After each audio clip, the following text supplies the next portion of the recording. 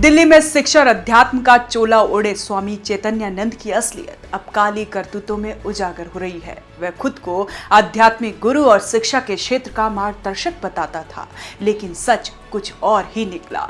FIR में खुलासा हुआ कि बाबा देर रात छात्राओं को अपने कमरे में बुलाता, हॉस्टल में हिडन कैमरे लगवाता और अश्लील मैसेज भेजता था। जो छात्राएं विरोध करती थी उन्हें डिग्री रोकने या निष्कासन की धमकी दे जाता था। बाबा खुद को महान लेखक और दार्शनिक कहने वाला ये बाबा असल में उन मासूम छात्रों का शिकारी था जिन्हें उनसे ज्ञान और शिक्षा का भरोसा देकर अपने जाल में फंसाया। कहानी किसी उपन्यास जैसी लगती है, लेकिन एफआईआर और दर्ज बयानों ने साबित कर दिया कि ये कोई गढ़ी हुई कथा नहीं बल्कि काली हकीकत है।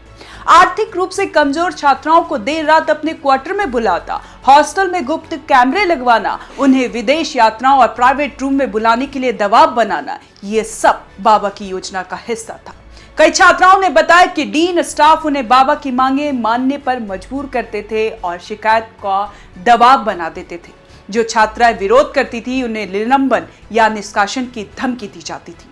व्हाट्सएप, एसएमएस के जरिए अश्लील संदेश भेजे जाते थे। छात्राओं का मानसिक और शारीरिक उत्पीड़न किया जाता था। विरोध करने पर न सिर्फ पढ़ाई बल्कि करियर दांव पर लगा दिया जाता था।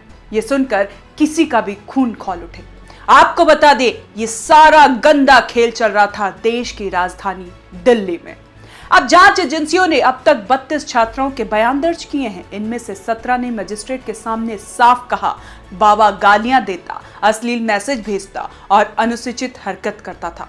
कई छात्राओं ने बताया कि 3 महिला वार्डन उन्हें जबरन बाबा के कमरे तक ले जाती थी। पूरा सिस्टम एक साजिश की तरह रच रखा था ताकि कोई आवाज ना उठा सके।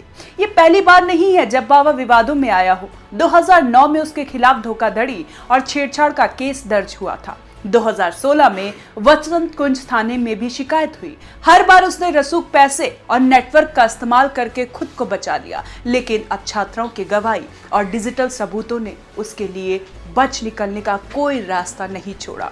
एफआईआर दर्ज होने के बाद से ही बाबा फरार है। दिल्ली पुलिस ने उसे पकड़ने के लिए कई टीमें गठित की हैं। एयरपोर्ट, बॉर्डर इलाके पर निगरानी बढ़ा दी गई है। सूत्रों के मुताबिक उसकी अंतिम लोकेशन आगरा में मिली थी।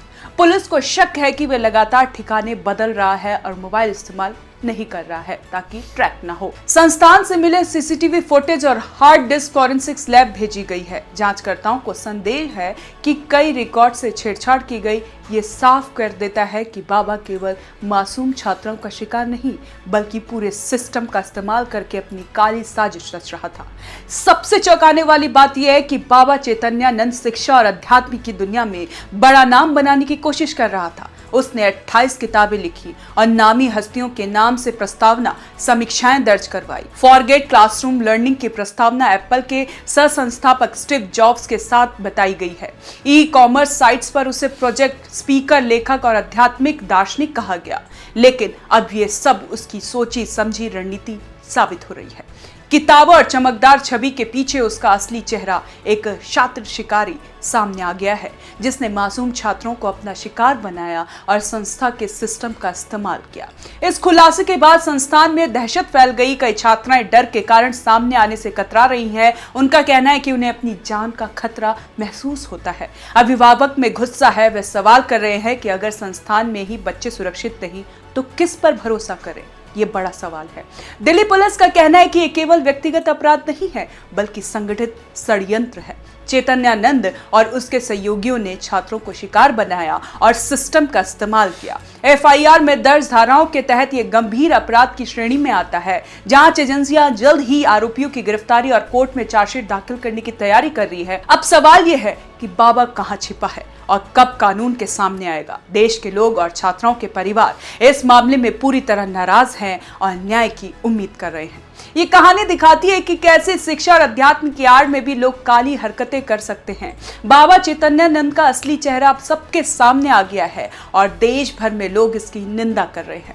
हर दर्शक और फैन के मन में यही सवाल है, आखिर कब ये शिकारी अपने कर्मों की सजा भुगतेगा और मासूम छात्राओं को न्याय मिलेगा।